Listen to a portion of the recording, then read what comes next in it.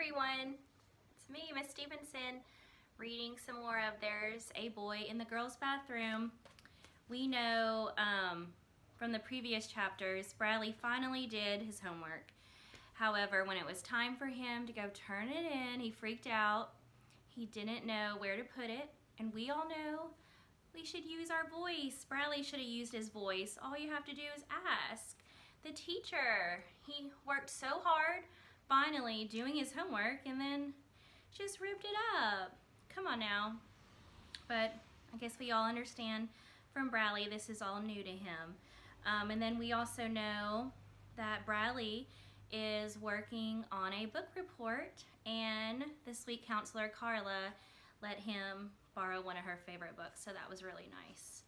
So today I'm going to read chapter 31 and 32. Here is chapter 31. "What you doing, Bradley?" asked Ronnie. "He's reading," Bartholomew replied nastily. "He says he doesn't want to be disturbed.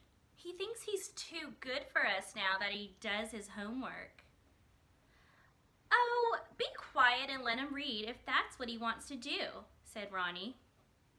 "Thanks, Ronnie," said Bradley. "I knew you understood." "I knew you'd understand," Bartholomew said. Ronnie understood. She knew about Carla. Bradley returned to his book. "Uncle Boris and Aunt Ruth are married. I bet you thought you already knew that, except you're not as smart as you think you are. They were my uncle and aunt even before they got married. Uncle Boris is my mother's brother, and Aunt Ruth is my father's sister. They didn't even know each other until my parents got arrested for stealing the elephant. Then they both came here to take care of me. Ha! They fell in love and got married a week later. It was sickening. You're lucky you weren't here. I've been cheated out of an aunt and an uncle. If they had each married somebody else, then I'd have 2 aunts and 2 uncles. Now, I only have 1 aunt and 1 uncle. I wonder what happened to the aunt and uncle I don't have. I wonder if they married each other too." Bradley looked up. He tried to make sense out of that last paragraph. It made him think. A lot of parts in the book made him think. That was one of the things he liked about it. It made him think about his father too, about why the man who shot him wasn't even in jail. There was a knock on the door. His mother entered holding a piece of paper. "Oh, you're reading," she said. "That's good." "It's a good book," he replied. "I just got this letter from the Concerned Parents Organization," she said. "There's going to be some sort of meeting about Miss Davis, your counselor." Bradley's heart fluttered. "It says if I have any complaints, I should come to the meeting." She shrugged her shoulders. "I don't think I have any complaints. She seems to be helping you. Do you have any complaints?" "Oh, no. He doesn't have any complaints," Claudia laughed, coming in behind her mother. "He's in love with her. I heard him say it to his animals." "What?" Bradley exclaimed in a very high voice. Claudia snickered. "Look, Mom, he's even blushing. That proves he loves her." Bradley wished he could crawl under his bed and hide.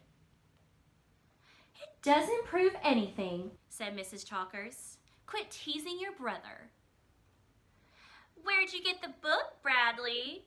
Claudia asked, like she already knew the answer. His heart was beating very fast. "Carla gave it to me." "Carla gave it to him," Claudia repeated. "Well, I don't care where he got the book," said Mrs. Chalkers. "I'm just happy to see he's reading it." "The only reason he's reading it is because he's in love with his teacher," said Claudia. "She's not my teacher. She's my counselor," said Bradley. Claudia roared with laughter. His mother laughed too, but she quickly covered her mouth. I didn't say I was in love with her, Bradley insisted. We were just talking about my counselor, not my teacher, that's all. Are you going to let him marry her, Mom? Asked Claudia. Mrs. Chalker smiled. Well, I don't know. She seems like a very lovely girl. Bradley felt like he was going to die. His sister was hysterical. So, you don't have any complaints about Miss Davis? His mother asked seriously, getting back to the letter. She's okay, he said without emotion. Claudia snickered. Well, then, I won't go to the meeting, said I won't go to the meeting, said his mother. Come on, let's leave your brother alone. The Concerned Parents Organization never likes anything, said Claudia. They're always causing trouble at my school, too. They want to turn kids into robots. Bradley watched his sister and mother walk out of his room and shut the door behind them. He lay down on his bed. His face was on fire. So, I love her? What's wrong with that? Nothing, said Ronnie. They just don't understand about love. The door opened again. Claudia stuck her face inside and said, If the Concerned Parents Organization ever found out Carla kissed you, she'd be fired for sure. Chapter 32. Bradley paid close attention to Mrs. Bradley paid close attention as Mrs. Ebel taught arithmetic. He nodded his head every time she said something that he already knew. Once, he almost raised his hand to answer a question, but he lost his nerve. Somebody else gave the answer he would have given. I knew it, he thought as he nodded his head. He had spent recess in the library reading My Parents Didn't Steal an Elephant by Ira C. Lasso. When he was leaving the library, Mrs. Wilcott stopped him and said, You were reading, weren't you? Yes. Good for you, Bradley. Good for you. He smiled now as he remembered it. It's because of Carla's book, he thought. The book was his lucky charm. As long as he had it with him, it seemed like nothing could go wrong. His black eye was all gone too. When the bell rang for lunch, he put his arithmetic book away, took out his lucky book, and walked to Mrs. Ebel's desk. May I please borrow the hall pass? He asked. She let him have it. He knew she would. He was holding the magic book. He walked to Carla's office. Just as he was raising his fist to knock, she opened the door. Bradley, what a pleasant surprise. You want to have lunch together? He asked. Oh, I'm sorry, I can't. I have to go to the principal's office. Well, what's the matter? Did you get in trouble? He joked. She didn't laugh at his joke. She shrugged her shoulders, then headed towards the principal's office. Maybe she really did get in trouble, Bradley thought as he watched her go. It's probably because she doesn't believe in rules. She must have broken one without knowing it. I should have warned her. But he wasn't too worried. He couldn't imagine anything bad ever happening to Carla. He walked through the auditorium and outside to the playground. He sat down on the steps outside the auditorium and ate his lunch. At least, he had her book with him. That was almost as good as eating lunch with her. He didn't read while he ate. He was afraid he might accidentally spill food on the book, even if there were no such things as accidents. Colleen Varigold walked by. Hey, hello, Colleen, he called to her. She stopped and looked at him oddly, then walked away without returning his hello. Bradley didn't mind. He had said hello to Colleen because he knew Carla would appreciate it. He felt Carla was watching over him, and it didn't matter that Colleen didn't say hello back, because in his heart, he heard Carla say, "Hello, Bradley. It's a pleasure to see you today." He finished eating, then opened the book. Guess what they've done now? They wallpapered the garage. I told you they were crazy. Who ever heard of anybody putting wallpaper on the walls of a garage? Purple paper with yellow polka dots? I don't even know how they got it in there. The garage has been locked shut for months. The lock was broken or something, so nobody could get in. At least I'm glad they finally got it open. It was beginning to smell pretty bad. You can smell it from the driveway. Now, it just smells like paste. I can't wait until my parents get home and put an end to all this craziness. Their trial is next week. They have to be found innocent. I mean, if they stole an elephant, I'd know about it, wouldn't I? Where could you even hide an elephant? Look, he's reading, said Robbie.